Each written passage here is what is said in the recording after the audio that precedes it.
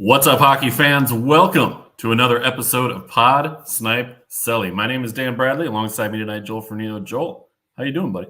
We're back. We're back. We made it. Guess who's back? Back again. Mark is excited that we're Mark back. is back. Okay, I'm gonna stop now. I'm good. Welcome to the show, everybody. We took a little while to get back. Had some hockey commitments going on outside of the show. Yes, how was Nationals? Tell us about that. Nationals was fantastic. I broadcasted 15 games over 6 days. 12 of those were over the first 3 days. How do you have a voice? A little bit of time off and proper vocal maintenance will do wonders. So a lot of whiskey. Got it. But yeah, the tournament was a blast. Had a lot of really good hockey games played throughout. Of course, they're the national championships. Had one game that I called solo where was the number 2 seed against the number 7 seed in the bracket round. And the number 7 seed scored twice in the final 2 minutes to go from down 5-4 to winning 6-5. Mm-hmm. Scored the what would stand up as the winning goal with 44 seconds left. So that was a heck of a call. That was a fun one. And then got to call, I was color commentary on the national championship. So that's pretty cool. That was fantastic. First time I've got to call a national championship. I went to nationals 2 years ago and I was part of the crew for that. But unfortunately, no such luck on that go around, but got to this year. That was fantastic. Had a great broadcast crew as well. We really put together an all-star group of people, and everybody brought something a little bit different to the broadcast and the call, and fun to get to work with everybody and hear, this is how this person calls a game. Thank you, Mark. This is how this person calls a game, and the insights that person has, and had some former coaches on the panel. So we did like what TNT does. We threw it over to the desk during the intermission, and they broke things down during the intermission. So, I was on the call. I got to be on the desk a little bit, but not nearly as much. You do what TNT does, so chirp biz. It pretty much, yeah. Except for us, it was chirp Smules, chirp Tristan, chirp Dan, different Dan. We had two Dans. No. We had 2 Dans, we had 2 Lucases, and 2 Matts on our crew as well. So things got a little confusing at times, but that was awesome, dude. Yeah, no, you were sending Snapchats. So it looks sick. I heard some of your goal calls. Very good, very good. Someone hire this man, please. Carolina, the Hurricanes, hire this man. That'd be great. They have you could be part of those bunch of jerks. They have a really good broadcast crew as is, so that's true. They do. To be a part of that would be outstanding, but I don't want to, kick anybody out of that spot right now. Anyway, the radio call. I'll start with getting in on the Charlotte Rush and go from there. All right, that's fair. How's your bracket? that has been going on. My bracket was so busted. Kentucky losing early, that one got me. That was the only game I missed in that region, though. So that was my one region where I did well. And my pick is still in it, so I'll take that. And, of course, I've been enjoying the NC State run on the men's and women's side. So basketball's buzzing. How about you? Yeah, my bracket's in flames. I do have UConn winning in one of my brackets, but that bracket is so terrible outside of that that's not. And then I had Houston winning in another bracket that did not bode too well for me. I'm trying to remember if I called any. I tried calling a couple upsets. I don't really know why I did that, but I thought I'd get lucky. It didn't really work out. Yeah, gotta be careful with the upset picks. Too many and you go crazy. And I was proud of. Wait, what did I call? I know I called something good. What did I have? Oh, I did have NC State going to the Sweet 16. I didn't have them getting further than that. Or no, actually, I did have them. Let's see. Yeah, I had them through to the Elite Eight. I think I had them. I had them in the Sweet. No, I had them in the. I had them in the Elite Eight as well. And no, I didn't. I'm sorry. No, I didn't. No, I didn't. No, I didn't. No, I didn't. But I did. I think a lot of people called this one, but I did call James Madison beating Wisconsin. Yep, I had that one as well. I tried calling Western Kentucky beating Marquette. That didn't go well. Yeah. What? It could have been worse. You could have had Illinois over UConn. And the 30-0 run that UConn went on. Yeah, that's insane. A 30-0 run. That was wicked. I did not have. Yeah, no, I did not. Yeah. No, we got controversy here. By the way, my Chicago friend shots fired. Shots fired. Yes. So what he's referring to, Mark, is I tweeted at him about an hour ago, I'd say. I think it was about an hour ago. And it was a video, and I don't have it up. I should have sent it to you to put up. I mean, how fast can you do that if I send it to you? I can get it up on Facebook right away. Twitter, that's all you. Well, no, I mean like up on the live like this. Oh, you should just be able to share your screen. No, well, I'm not logged into Twitter, so whatever. Okay, on this day, today's the 3rd, right? Yeah. On this day in 2016, Patrick Kane records a hat trick securing the Art Ross trophy. And it also basically clinched him the MVP trophy as well. And who did he do it against? The Bruins. In a 6-0 win for us. Well, it's been a while since the Hawks have won 6-0, so we got to let Joel live in the past. Hey, we did win 7-3 2 weeks ago in a 5-point outing for Connor Bedard, so I'm okay with that. Anyways, let's bring it back to hockey. Anyways, and as long as we're talking, it back to hockey. We were just talking about hockey. Well, I guess we were. We were talking March Madness, but then we threw it into hockey. And as we segue into the couple things we're talking about, I gotta say, and I kind of want to see if people argue with me on this. We picked a good week to go on a hiatus, aka you picked a good week for nationals. Yeah, it kind of worked out timing wise. There is not much going on up until literally tonight. We are in April. We are officially in April, which means we are, I believe, if I'm doing my math correctly, exactly 2 weeks away from this. We are 15 days away.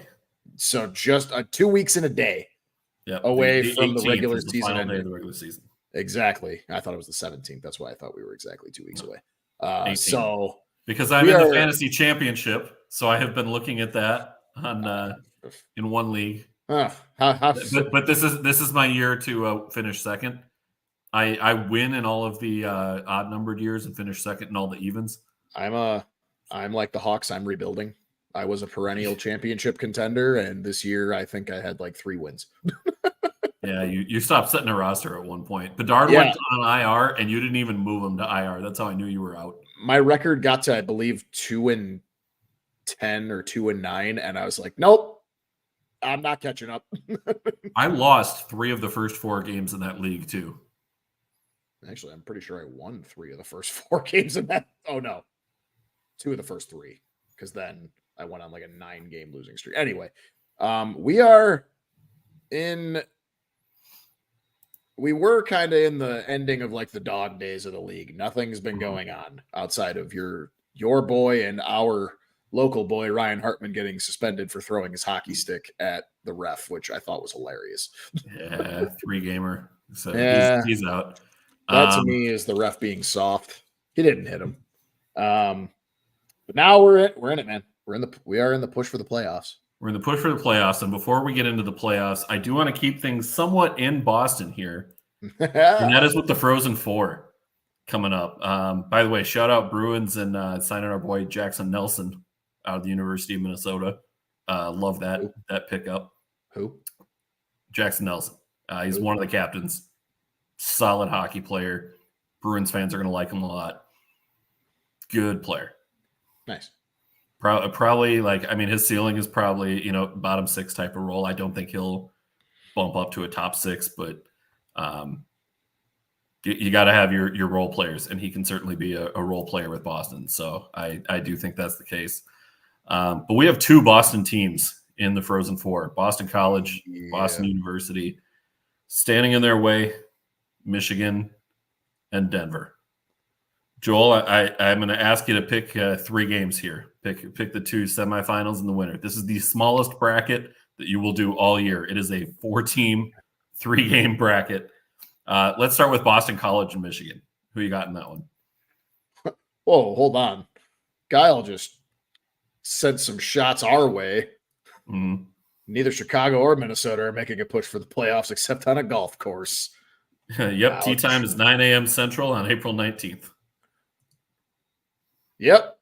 And Macklin Celebrini will be there in his Blackhawks jersey. Anyway, speaking of Boston University, speaking of BU, my bracket for the Frozen Four will go as such. It will be BU versus Michigan. Mm-hmm. Hot take. My boy Frankie Nazar is going to lead Michigan to the finals. I don't hate that pick.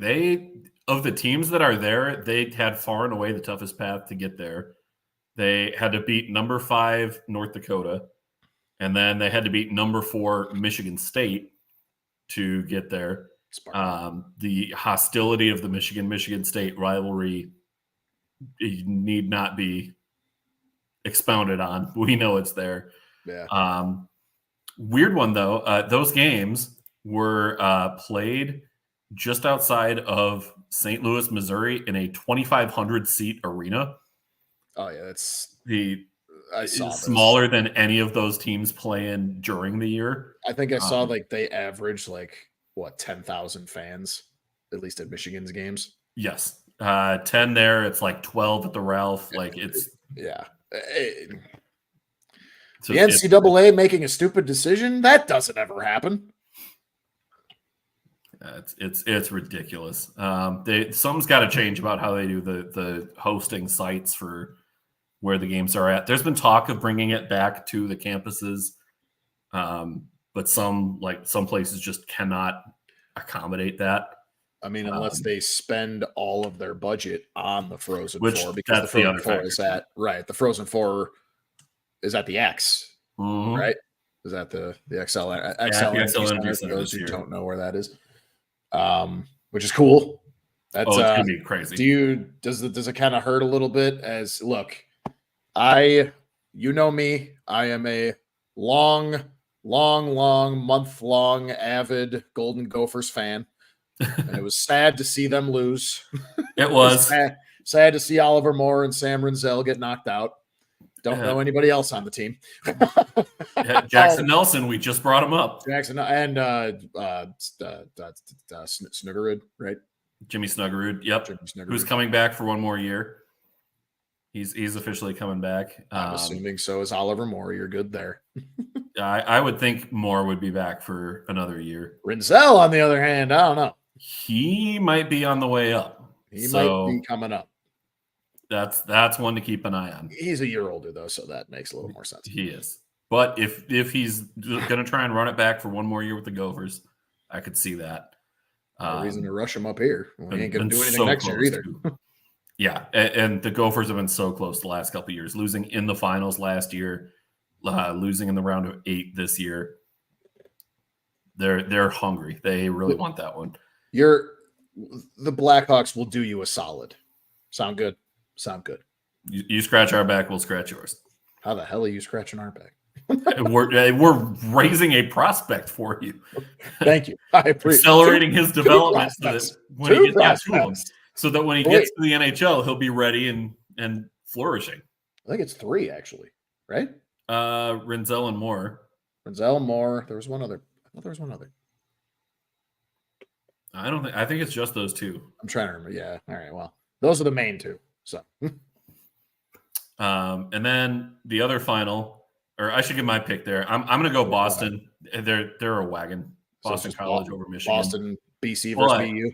I do think Michigan is well poised to pull the upset after losing in the That Frozen pass. Four last year with that talented squad that they just had. They've been a force the last couple of years. The experience is absolutely there. I'm gonna share. I'll share it on the Twitter because it's on my Twitter. So follow me. But at Joel Fernino. At Joel Fernino. It's very, very easy. It's very easy and not creative whatsoever. But I will share on the Snipe Celly Twitter right now if you haven't seen the pass from Frank Nazar to make it, I believe it was 2-0, or was that 1-0? That was 2-0 at that point. That was 2. Yeah. If you haven't seen that, I will share it out because that was, here it is. Nazar's just ridiculous. It's incredible. And I've already texted you who my draft crush is for this year, so Chicago is already on notice. They can't steal him. Yeah, and didn't we and you sent me a picture of a mock draft. Part of it. It was the scouting report on two of the players on both of the guys. So I was like, don't take these two. Man, wouldn't that be something if our second year in a row with that Tampa Bay pick, we snipe a guy that 3 years in a row. Third. Who did we get last year that you wanted? Nazar 2 years ago, and Oliver Moore last year. Well, yeah, Oliver Moore last year. I know that, but yeah, I forgot you were in love with Nazar. Nazar was my guy. I was like, I want this kid so bad. Hey, Kyle Davidson earned that pick because we had 0 first-round picks in that draft and came away with 3. And then the other one, Denver and Boston U. I'm going to go Denver on the upset on that one. It's a slight upset. It's a 3 over a 2. You're so giving it's not me too shit. big, but You're giving me shit for not taking both Boston teams. I took Boston on the other side. Well, I get that, but I'm going to take Denver. NCHC represent. Not if Macklin Celebrini, a future Blackhawk, has anything to say about it. So you're taking Michigan and Boston U in the final. I mean, it's a bias. I got to have the current Blackhawk prospect versus the future Blackhawk prospect. I guess. I'm just, by the way. And then who are you taking to win? You know what? Why don't I just ride the bandwagon wave? Give me Michigan. Give me the Wolverines. Interesting. I thought you were going to say take your boy Celebrini and go all the way, but yeah. He's not the current. He's not a current Blackhawk, and it's not a guarantee that he's a Blackhawk. But it's all but guaranteed at this point. It's not all but guaranteed. Can we fight? I want to fight. You are so weak in actually thinking that the drafts are rigged. They are. You are so weak. It is in the league's best interest to rig them. You are so weak. So weak. Yeah, drink from your pig cup. It's actually a pretty cool cup. I'm not gonna lie. It's a pretty cool cup. I can't lie. Oh, Mark, I love that idea. Boston prospects versus Chicago prospects. I mean, last year we were ranked the. I'll tell you right now. I do think if we're comparing their prospect pools, Chicago has the better pool. I mean, we literally have these as of last year. That might change as of this year, just with calling people up. But last year we had the second best farm team in the entire league. So farm system in the Boston entire has league. One of my favorite prospects across the league, though, Fabian Lysell. Oh yeah, I know you love Fabian Lysell. Yeah, dude, it's gonna be so good. So, yeah, I'm gonna go. I said Boston College over Michigan. I said Denver over Boston U.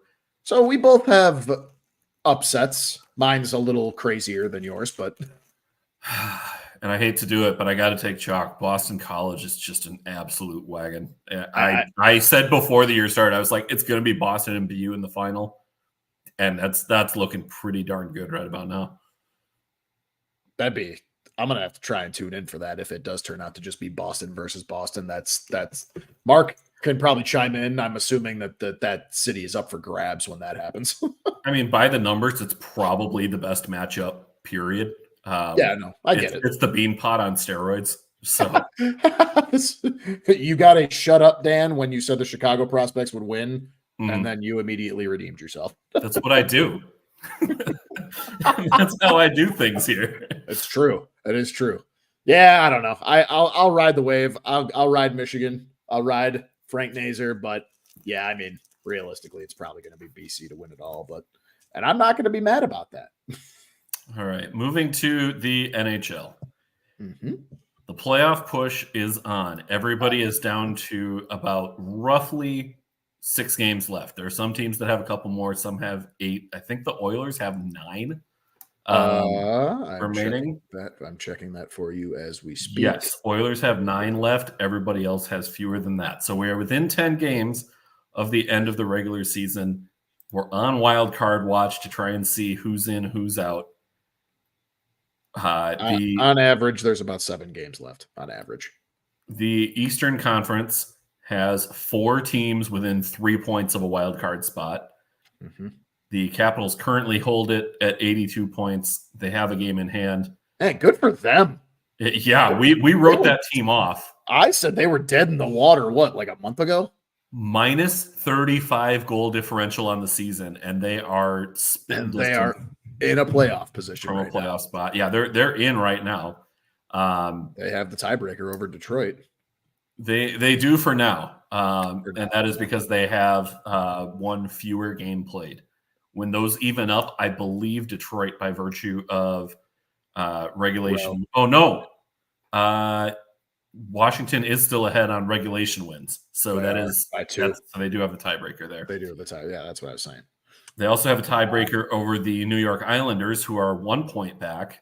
Mm-hmm. But the real kicker is 29 regulation wins and 79 points for the Pittsburgh Penguins, who are limping their way to the playoffs. Sidney Crosby is dragging that team kicking and screaming the year that he's having this year. Yeah. At age 37. Mm-hmm. Then in the Western Conference, it's a little bit more set in stone how that one's going to fall.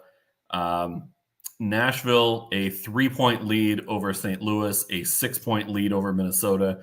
Technically, the Seattle Kraken and Calgary Flames aren't eliminated yet, but they're done. 75 and 73 points there. Hold on. You mean Nashville has a 3-point lead over LA and a 6-point lead over St. Louis? Sorry, I misspoke. Yes. A 9-point lead over you guys. Yeah. Nashville has wild card 1 virtually locked. It's going to be, and can we talk about Nashville with an 18-game point streak? Yeah, that's for a while, second half team. I mean, they've been a second half team for the last 2-3 seasons now. I mean, in Barry Trotz, not we, but Nashville trusts. I mean, it's pretty easy there, but I did say they were I believe I'd have to go back and check our tape, but I remember saying Nashville was one of the most confusing teams of the year, and they've been one of the most confusing teams of the year. Well, and how about this Andrew Burnett in his first year coaching there? All he's done is his interim head coach. He led Florida to the Stanley Cup final. The Stanley Cup final. Did he? I don't think he got them to the President's Trophy. I think he was like 2 points short. Oh no, he wouldn't have, because Boston won it last year. no, this was 2 years ago, because this was he stepped in when Jack Quenneville, right? Quenneville. No, I don't think they got the President's Trophy that year. They were either there or like 1 or 2 points out, but they were close with Carolina that year. I will tell you right now. I lied. They did get it. Yeah. Okay. Yeah. So all he did was lead Florida to the President's Trophy, get kicked to the curb, get a DUI while driving a golf cart, and then come back. That's the best way to do it. And then goes back to coaching Nashville, and life is good. He's got him poised for a playoff run here. And I think that was why they were confusing, because I was like, I don't know whether they're rebuilding not rebuilding, retooling or pushing based on just their signings. I remember you and I talked decently extensively about their, at the beginning of the season, how their offseason went. Yeah, but Andrew Gustav Nyquist is in your top 6. This probably isn't going to end well. And then he outscored nearly everybody on the Wild this year. Cool. Yeah, I mean, and I knew Andrew Burnett was going to be one of the things that caused the arrow to go up. I was like, they're confusing, but Andrew Burnett will be an arrow up type of thing, and that's held true every step of the way. I will get to go see them, actually. I am going to the game next Friday when the Hawks host them, so I'm going to get to see them live, continue to hold and push for the playoffs, and they should probably get it done pretty handily against us, but we'll see. I don't know. Maybe we'll play them hard. Who knows? Connor Bedard hat trick. I'm calling it right now. Anyway. So we'll start with the Eastern Conference here, picking that last spot. I think at this point, given that Tampa Bay has a 7-point lead on whoever is wild card 2 at the moment, but still being behind Boston, Florida, Toronto, excuse me. They are 6 points back of Toronto. Can pretty much pencil them in as wild card 1 at this point, barring something really weird happening down the stretch. No, I agree. Tampa's not moving. Tampa will. I mean, yeah, barring a massive downfall of Toronto from that 3rd seed, which it is Toronto. Anything's possible there. You never know. They live for the chaos. They do. But I'm with you. I think Tampa, we can pretty much solidify, will be your wild card 1 in the East. I think that's pretty set in stone. Now, wild card 2, who is that last team in? That's going to be such a fun watch because it's it really is between those 4 you mentioned. It's between the Caps, the Wings, the Islanders, and the Pens. That's going to be a fun little war to watch. And it's really funny to see the parity there too. Like you have the Penguins who are at the bottom of those 4 right now. Like you had said, they are 3 points out of that second wild card spot. They have a +1 goal differential. So, which is funny because then you also have the Red Wings who are tied for that wild card spot. But again, the Caps have the tiebreaker. Their goal differential is +2.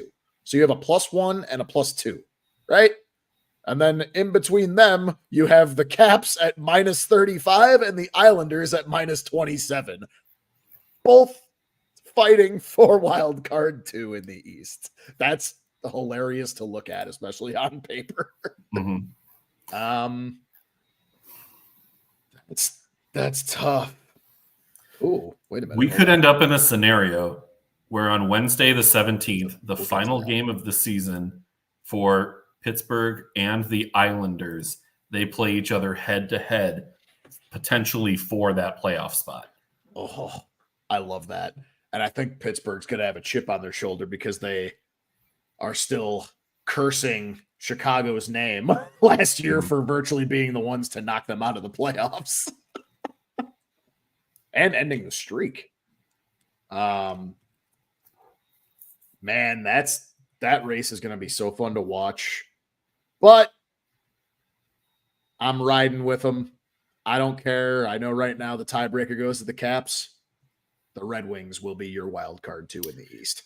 I agree with you on this one. I was hoping you'd go a slightly different direction. I'm looking at the way this schedule shakes out.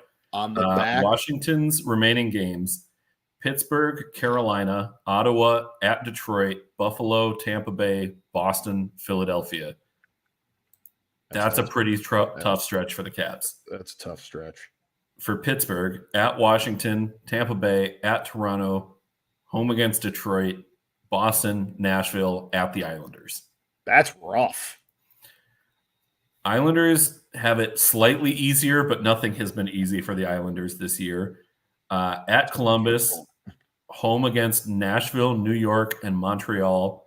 At New York, at New Jersey, home against Pittsburgh.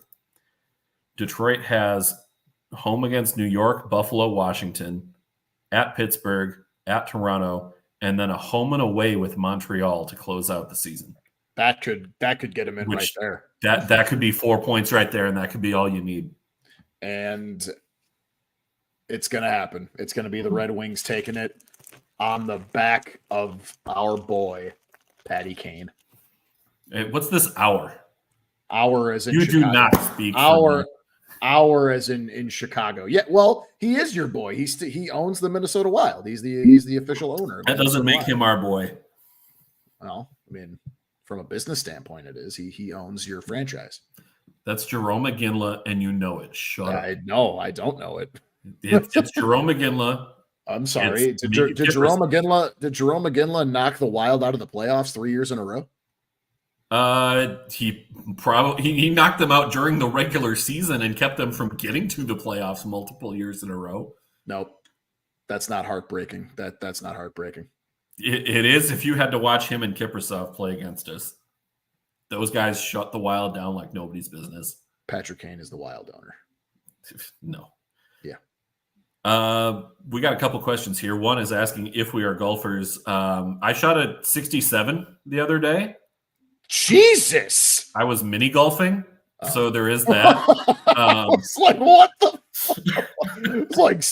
I was like on a 9-hole course. Even that'd be good for me, but I would be lucky to get 67 on a 9-hole. But I will drive the golf cart and bring the beer and have a grand time. I love golf. I've only done it twice. I've done 2 rounds, 18 holes. We did it for our buddy Jeremy's bachelor party in Arizona, of all places. That was my first experience. We did it on a Thursday and then a Saturday. Both courses were great.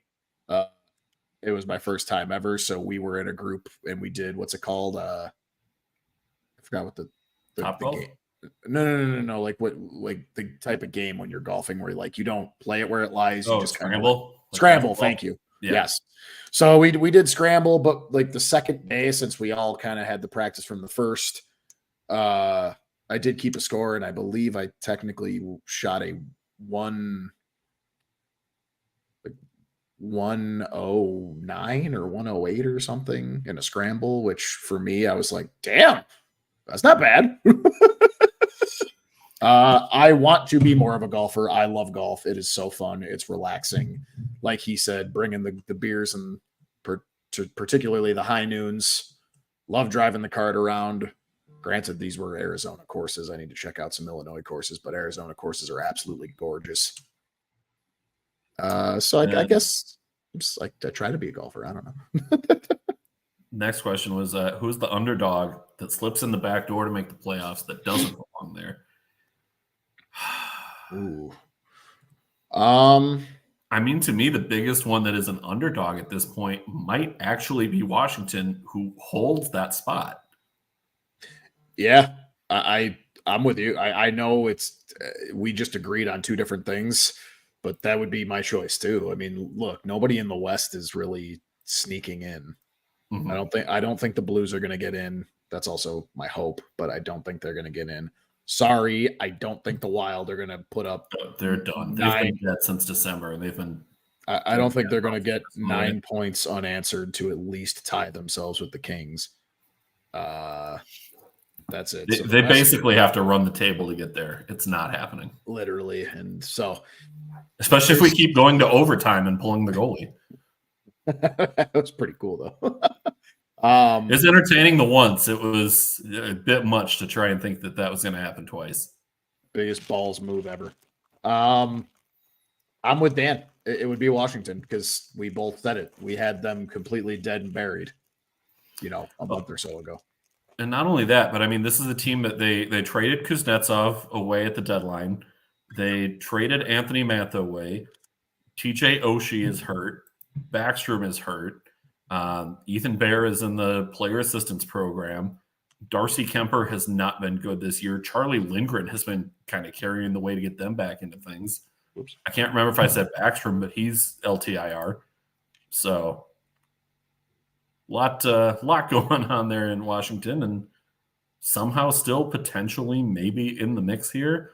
To me, that's the one who doesn't necessarily deserve it, but the standings right now say they do. So I agree. The weird thing about hockey this year.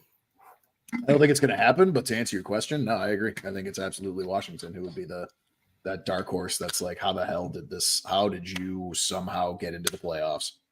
And did we agree for Western Conference, Nashville wildcard 1, Kings wildcard 2? We didn't cover it, but yeah, I kind of alluded to it. I don't see St. Louis, even though they're only 3 points behind LA. LA is still a very good team. I think they're just kind of underperforming down the stretch here. I think they're just kind of in coast mode. I think they just want to get to the dance. Which 5-5 in their last 10. I'd say look out for them. Like that's a team that I think you picked them to go to the Cup, didn't you?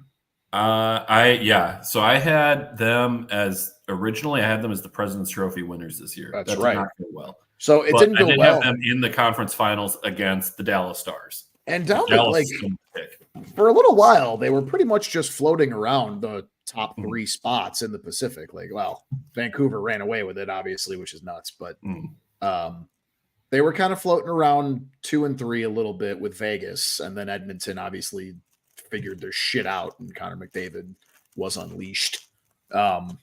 So I mean, they were slightly living up to not President's Trophy, but they were not sitting in a wild card spot. Then they just started coasting. I'd say look out for them. Like that's a dark horse team that can do some damage getting into the playoffs, which they will. And I would love to see the hearts of all St. Louis Blues fans broken by them not making it. Fair enough. Joel, we debuted a new segment on our last show, and we already didn't like the name for it, so we changed it. And we went with now Rank the Blank. For those who didn't get to catch last week's episode, I'm going to give Joel. This is 2 weeks ago. Last episode. Come on, man. The words are hard, man. You don't grammar very good.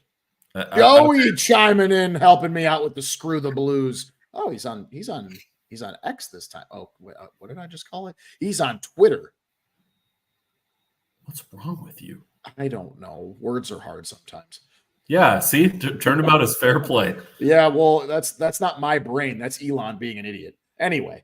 Yeah. Joey, I agree. Screw the Blues. And actually, you know what? I love that you Disneyified your answer because he loves Disney. Get it? Fuck the Blues. Rank the Blank. So for those who missed the segment here, I'm going to give Joel 5 items that he needs to rank 1 to 5. Yep. He does not know what the category is. He does not know what the items are. He is doing this completely blind, and he will rank them 1 at a time. So he doesn't even get to see where they're at in relation to each other before doing this. And an example for those who didn't see it last week, it was ranking the top city, or it was rank these cities for 1 to 5 of like most wanted expansion. Most deserving for an expansion franchise. Right. So and what was my ranking there again? I deleted it, but it was the cities involved were Indianapolis ended up with like a number 1 or number 2 spot. I put him at number 2 because I put another city at number 3 that I regretted. We had we had Indianapolis, we had Kansas City, we had Salt Lake City. Yeah. We had Quebec City. Quebecois. And did I go Portland on the other one? Yes. I think that was it. Yep. I think those were 5. Yep. So yes, I'm excited. I'm excited. Let's do this. For the record, by the way, this is always going to be Dan figures it out and I rank them. Dan's our stats guy, which is funny because I work in data analytics, but whatever. Your category this week, ranking defunct NHL jerseys. So these are NHL teams that are no longer in existence. You are going to rank their jerseys. Which of these is your favorite?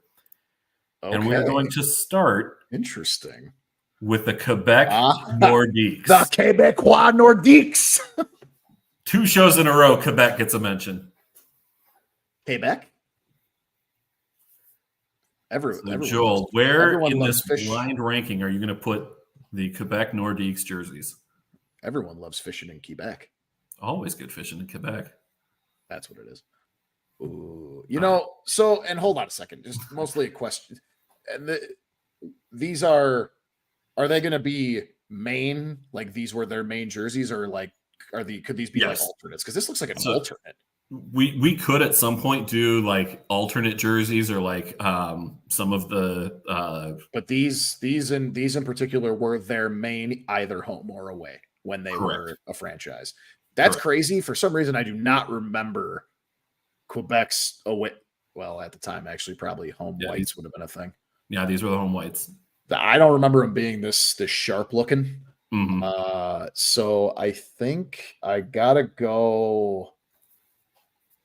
I can't put it last. I see Mark in the comments putting it at 5. I can't do that. I do kind of like it. I'm gonna go 4. Let's go 4. Okay. So Quebecois gets their home whites get the 4 spot. Okay. The next jersey. See, Guile agreed with me. He said 4.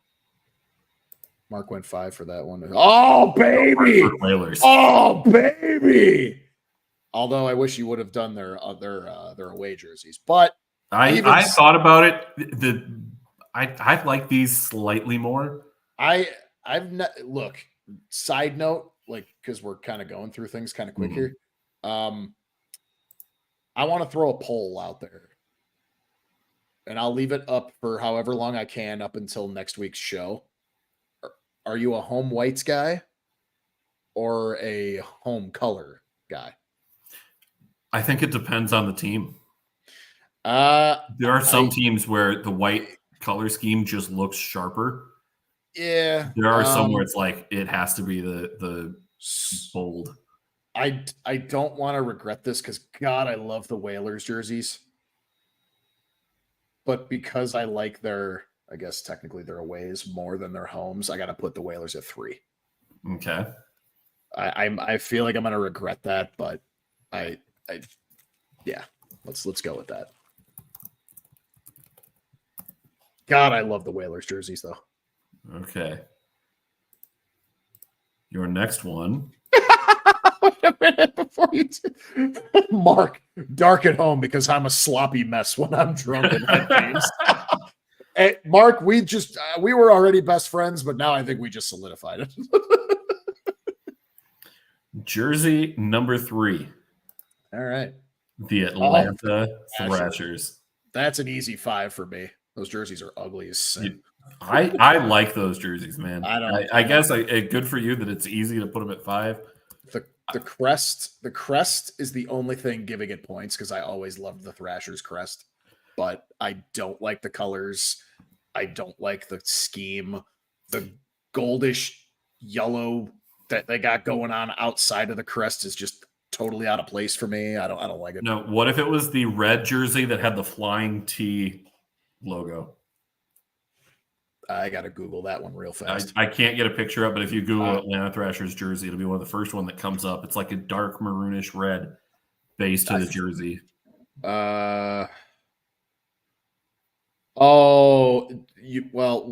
a minute.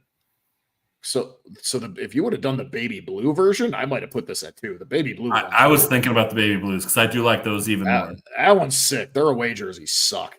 Maroon. So it's like red on the top and like a navy blue with the T thing. That's sick. That would have gotten a 2 as well. Okay. That one, yeah, but no, this one I don't like their aways. It's just too weird for me. So that means one of your top 2 is going to the Minnesota. Oh my God. And I thought about messing with you here a little bit. I thought about, do I pick the greatest American-born player and get a Mike Modano North Stars jersey? Do I get a Dino Ciccarelli North Stars jersey? But I decided to be nice. It's just the front of the jersey. You don't have to look at the back. Not to mention, where are you going to rank the North Stars here? Also, that's funny because Mike Modano is the 2nd best American-born player. Anyway, actually, 3rd. Chris Chelios is 2nd. Anyway. You're high as a kite. I might be. So, because I think I know what the next jersey is, and it's not deserving of a 1, I could be wrong.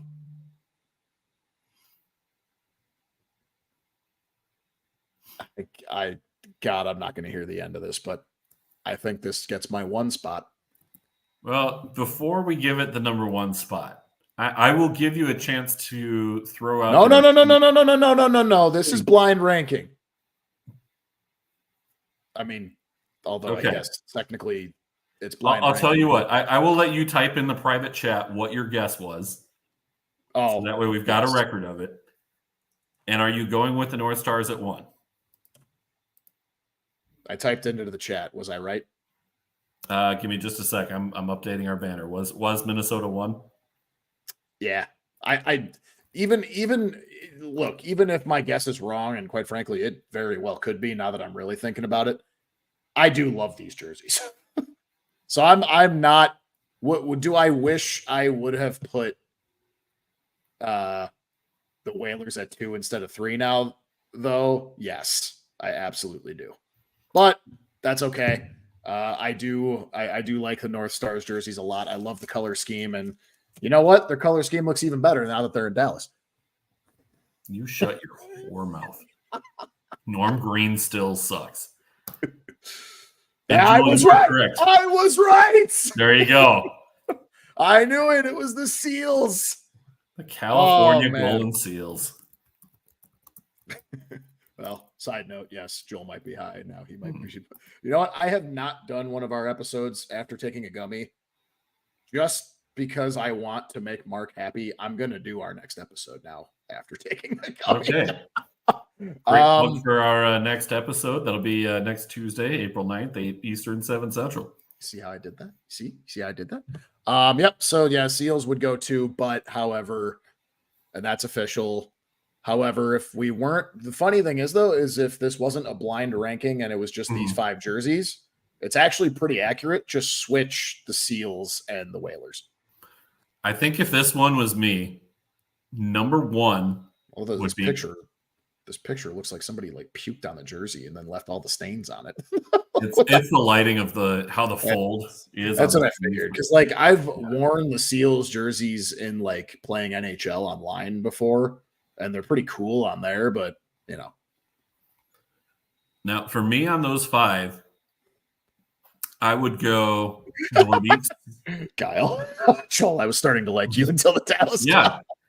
Way to alienate our audience, Joel. It's what I do. I like to piss off Minnesotans.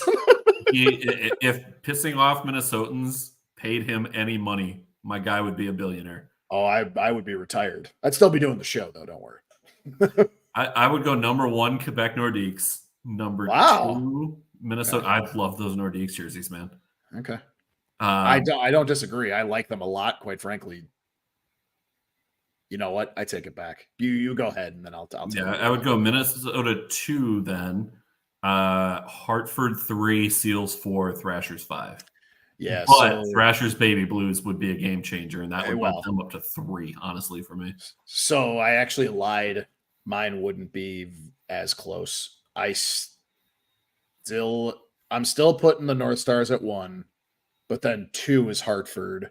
3 is the Nordiques, 4 is the Seals, and then 5 is the Thrashers. Okay, fair enough. Let's get to our pick segment here. We both went gambling 1 and 2 on the last show, and we're going to start with 2 teams that we've already talked about on this show playing tomorrow night: the Pittsburgh Penguins, the Washington Capitals. Washington fighting to hang on to that wild card 2 spot. Pittsburgh cannot get to it, but they can get darn close. They can be potentially within 1 point by the end of the night. Joel, who you got in that one? Oh boy. I mean, hey Siri, flip a coin. Like minus pretty much. I mean, the odds are dead even. Nope. Siri couldn't get it. God, I've literally been flipping a coin in my head as you were talking. I actually had my answer, and then I switched it after you were done talking. Like, it's just that close.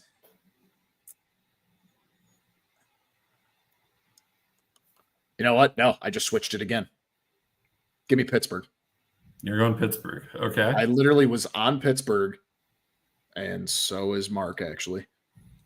I was on Pittsburgh for most of you talking.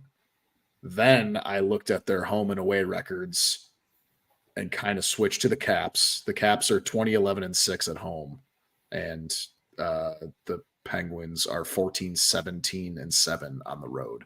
So that's kind of tough. But then, I don't know, I just kind of thought about it a little more, and like, while Washington is in that spot, I just don't think they're going to sustain it. I think they just don't have enough. And not only they don't have enough talent in general, they just probably don't have enough in the tank at this point. So I think, and Crosby wakes up for this rivalry, even though it's really not a rivalry anymore per se. So I think Pittsburgh wins. I was thinking Pittsburgh, but then I remembered something very important. And that is that my wife, who is from the Maryland, D.C. area, did not let me hear the end of it after I picked against the Capitals on the pick segment. You're picking the Ravens? Baltimore. Baltimore. I am going with the Capitals, and the thing that sealed it for me is that home record. The Caps are really good at home. Penguins struggle on the road. Give me the Caps. If you look closely, you can actually see Michelle holding the gun to Dan's head right off screen.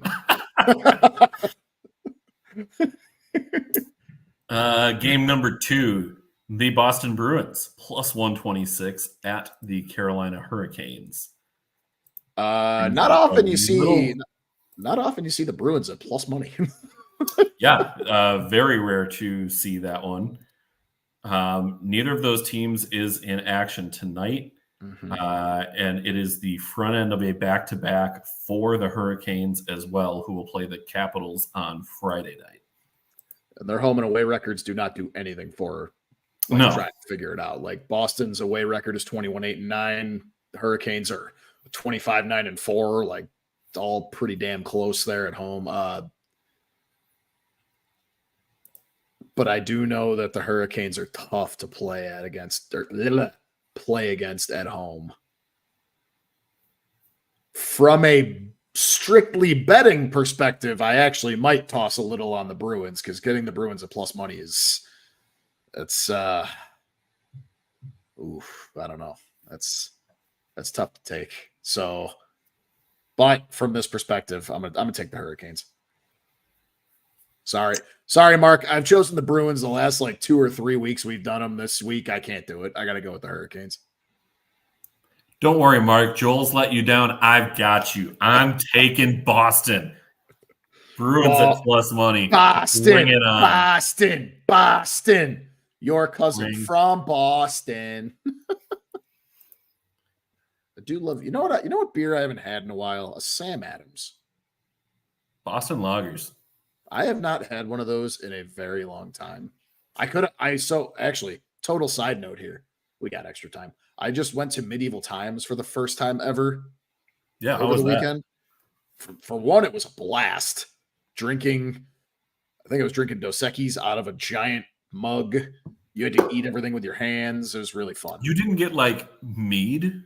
They didn't have any. You got it for the actual mead stuff. You got to go to like an actual Renaissance fair, not Medieval Times. Okay, but still, it seems a little odd that Dos Equis would be the beer of choice for the. It was the best. It was the best one they had on tap, but they did also have Sam Adams on tap, and I'm starting to think maybe I should have gone with the Sam Adams. Probably. That's why I thought of it. I was like, I haven't had Sam Adams in forever, but a Dos Equis sounds really good right now at the time. So. Game number 3. Couple of teams that Joel. Where do they rank on your hate list? Because I know St. Louis is like number 1. Has Nashville moved into like a number 2 or number 3 spot and past Detroit, with Detroit moving back to the East? Yes, absolutely. I cannot stand Predators fans. Are they both ahead of Minnesota? Yeah, it's probably St. Louis, Nashville, Minnesota. Fair. And then, I mean, that's rivalry wise. After that, it kind of gets all over the place. Kyle. No. I am absolutely not going for the Blues here. Give me Nashville. Yeah, Nashville is. I mean, they're the better team, but the Blues are hot. I know it's weird to say that about an 18-game point streak. They had an 18-game point streak, and then they've lost 3 in a row. The Blues 7-2-1 in their last 10, trying to stay alive for the playoff spot. They are 3 points back of the LA Kings, and the Kings have a game in hand. It, to me, is an absolute must-win game for St. Louis if you think you are a playoff team, especially because this is a team immediately in front of you who you will need to try and slow down in your route to getting there. Yep. Totally. I am going to take the Blues on this one. We're going to go different on 3. Maybe we'll go different on. Oh wait, so yeah. You know what? We got time. We'll do 5. We'll do our full 5. Oh wait a minute. We prepped 5. We said okay, we'll do these 3, and if we've got time, we'll do a couple more because we're at the end of the season. We got a little more time to exactly. Mark, I wish there was a world where the Hawks, Wild, and the Bruins would be in Nashville in the same week. Meet up to. Oh God.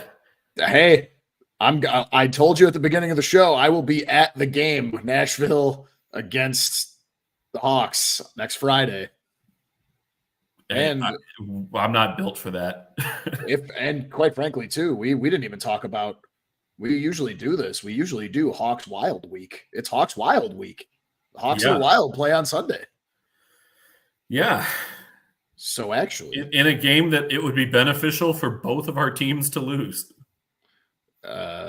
Way more beneficial for us. You're not really going to be picking too high. Sorry. I mean, no, but we're trying to. Okay, can we move from 15 to 10? Because I figured. Okay, I feel like just as weird as this Wild season has been, this would be the one year that they get to win the lottery, but because of the new rules, they can only move up 10 spots. So they would win the lottery, but still only move up to like number 5. Like, yeah. I would just, it would make me so sick if that was how it happened. Well, I think we can close the show on something like that. I added something. So let's move on to. You added something. What did you? I did. Just wait. Okay. So next game, we got the Wild actually. Mm-hmm. So the Avalanche -1.5 at the Minnesota Wild +1.5. Wild burned me so bad last week on the pick segment. Same, which is straight up against the Kings, and they got their teeth kicked in 6-0. Which is exactly why. Give me the Avs -1.5. I don't care. It's probably not going to happen. I guarantee it's probably not going to happen, but I'm doing it. I'm doing it for the bit. What's working in the Wild's favor is that the Avalanche are 18-20 this year on the road, 18-15-5. The Wild are 20-12-6 at home. And Colorado is on the first leg of a back-to-back with a showdown against Edmonton on Friday. They could overlook the Wild here. I think +1.5 goals. That's right on the edge of being like the value isn't there. -178. If that was all the way up to -180, I'm like, there past that, there's not a whole lot of value there. Just strictly betting value standpoint. 178 is darn close. I'm still going to take the Wild +1.5. Would not be surprised if Colorado just, blows the barn doors off and it's just a massacre. No Foligno, no Hartman. It's a Wild team that could be in a lot of trouble, especially as Colorado is trying to push for, can they catch Dallas and take the number 1 seed in the Central and potentially be looking at home ice in the first and second round. I'm going Minnesota, but I don't feel great about it. And then those pesky LA Kings, who are not only favorites in this game, they are favorites on the puck line, which is an odd one to see. They are a road team that is still the favorite to win by at least 2. It's the Sharks. It's the worst team in the league. They're so bad. Do you want to try and without looking, unless you've already looked, do you want to guess the Sharks goal differential on the season? I don't remember the exact number, but it's something like minus like 130 something. Like it's atrocious. You're close. It's minus 133. That's incredible. That's like 5 Connor Bedards. I had to get in one cheap shot like that this show. That's fine. We have Connor Bedard and you don't. You do. Right. Worst plus minus of any rookie skater in the last 30 years. That's okay. He's on the worst defense. He's not, though. He is. There have been worse teams than what the Hawks have this year. But literally San Jose. He's got to work on his defensive game. Literally San Jose. He's got to work on his defensive game, man. It's fine. He does. He really does. We didn't ask Patrick Kane to have good defense. What did he do? Won MVPs and Stanley Cups and Conn Smythes. That's fine. Anywho. Do I do it? Do you do Sharks for the bit? Do I do it? Plus goals at plus money? I do it. Give me the Sharks for the bit. Plus 1.5. Wow. The Kings are just, I don't know, they're just coasting, man.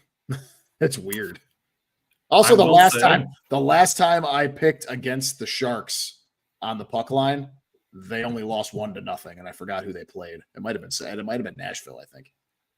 San Jose, in their last meeting with the Kings, won in a shootout in LA. However, the 2 meetings before that, 4-1 and 5-1. Yeah. That was during the really long losing streak. Dan, we are in spoiler country. That is what the last 2 weeks of the season give us. And the bottom feeding teams are in spoiler mode. I'm not saying the Kings are going to get knocked out of that wild card spot. I don't think they will. But the Sharks are going to try. Those 2 wins for LA over San Jose came in a stretch where they lost 15 of 16 games. Yeah. The Cartman thing, that's all I think of. Go, Kings, go! Go, Kings, go! I love that they play that at the games, too. Yeah, I love that. It made a hell of a lot more sense when they were winning cups, too, but I love that they still play that. Yeah, screw it. Give me the Sharks. The Sharks have 8 wins in all of calendar 2024. Oh, wait a minute. I don't think we're far behind that, actually. You're probably not. Looking at the standings. We probably only have maybe 10. Probably. Give me a second here. I'll call it up. Actually, we only got 22 wins. Yeah, maybe, no. Okay, Chicago in calendar 2022, or excuse me, calendar 2024. Oh, bringing us back. Shut up.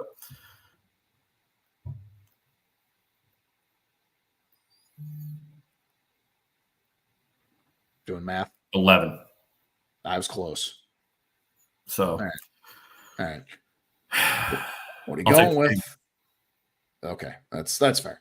I also took Colorado minus 1.5. I couldn't do that 2 times in a row. So we are different on all 5 of our games this week. Joel took the Sharks. I took the Kings. Joel took the Avalanche. I took the Wild.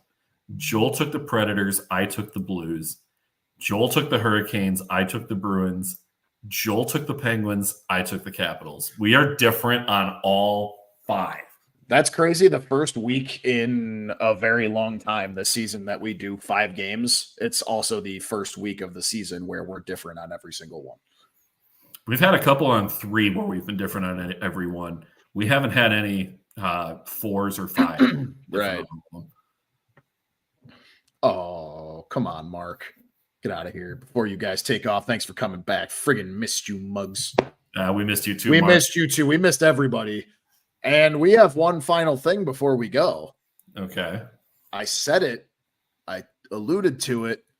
Wild at the Blackhawks on Sunday. Who you got? By the Wild. way, it's WrestleMania week.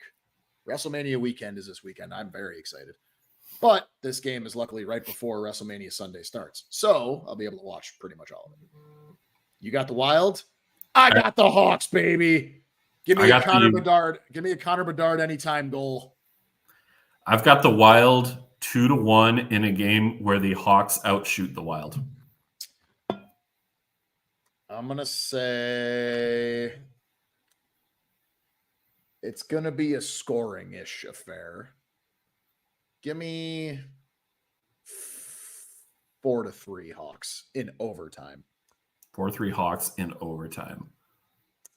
Are you going to go so far as to double down on your Bedard anytime goal and say it's a Bedard game winner? No. That I don't think so. If Bedard scores the overtime game winner and Faber is on the ice, congrats on winning the Calder. Oh my God, poetic justice. It would be a kick in the knackers to every Wild fan to see that happen. Dude, some people in your fan base, none of our viewers, luckily, none of our fans, but some people in your fan base, Bedard could pull a what Kale McCarr did to is it Wyatt Kaiser, I think, against us last year? Yeah. No, are you talking about when he scored on Doc and just undressed him? And it was Kirby Doc? It was Kirby Doc. Was it Kirby? It was. You're right. It was. I was at that game. That game effectively ended his stay in Chicago as well. I was at that game. Yeah, you were like, what can you do? Like, it's in the car. I wasn't mad. I was not mad. I actually almost couldn't even pay it. I was like, dude, what just happened? The minute he got around him too, the minute he made the first move, I was like, that's game. Do you guys want to head out? That's gonna be game. Odds favors scores more than Bedard. 0. Yeah, 0. I love Faber. He's not a scorer. It's not his job to be the scorer. It is Bedard's job to put pucks in the net. Bedard lately has just coughed and gotten a point. Like he'll even if it's a game where he's kind of off, he still gets at least an assist. I will tell you, working in junior hockey, the number of times that the boys have seen an empty assist and been like, no, this was so-and-so. He had that assist, and try and get the extra point. I'm not saying it feels like that's what the Hawks are doing for Bedard, but it kind of does. No, it's literally because he sets up half the plays. Yeah, no, give me the Hawks. I think the Hawks are going to beat you. And there was a time where we were trying to plan it where HP and Dan came to Chicago and we went to this game, but sorry, I will be watching WrestleMania. I mean, not only that, but also just how bad our teams have been this year. That wouldn't have been worth it for the trip. It would have to get to see you guys. It would not have been worth it to go just for this hockey game. It's fair. How about this? Mark? Exactly. Mark says, "Good evening, Mr. Bradley." Are you talking to me or my dad? He's been Mr. Bradley a lot longer than I've been Mr. Bradley. It's true. Dan is just Dan. I'm just Dan. Anywhere else I'd be a fan. Daniel. Daniil. Oh, sorry. I know that's still fresh. Sorry. Daniil Hunter. I mean, shoot. They have Daniil Hunter and Stefan Diggs now. Shoot. I'll hop on that Texans wagon. Texans are all in on that. And they got Joe Mixon too. They're going to be so good next year. They're all in on that CJ Stroud rookie contract. Yep. That's the model now. You got to win when it's on a rookie contract. Wait, your dad maybe. Oh, hi, Mark. Oh, hi, Mark. There we go. I did not hit her. I did not. Oh, hi, Mark. Yeah, no, they are all in on that. And we are all in on Caleb Williams and Roma Dunze. And on that note. And we are all out of show for tonight. Thank you, everybody, for tuning in. Well done. That's how I roll, man. That's all, folks. That's that Bradley degree coming in handy. Do you mean Bradley the school or Bradley your last name? Both. Oh. Thank you to everybody who tuned in, commented throughout the show tonight. We had some awesome viewers and awesome comments along the way. Our next show will be next Tuesday, April 9th, 8 Eastern, 7 Central. Joel and I will be back for more shenanigans, hockey takes. Hi, Deanna. Deanna checking in at the end too. Hey, Deanna. Yeah, that's okay. She can listen. She can listen on demand on Spotify or Apple Podcasts. Bingo. Look at you putting that Bradley degree to work. Don't you apologize, but clearly that alarm did not go off like you said it would on Twitter. Better late than never. We're glad we still got you when we did.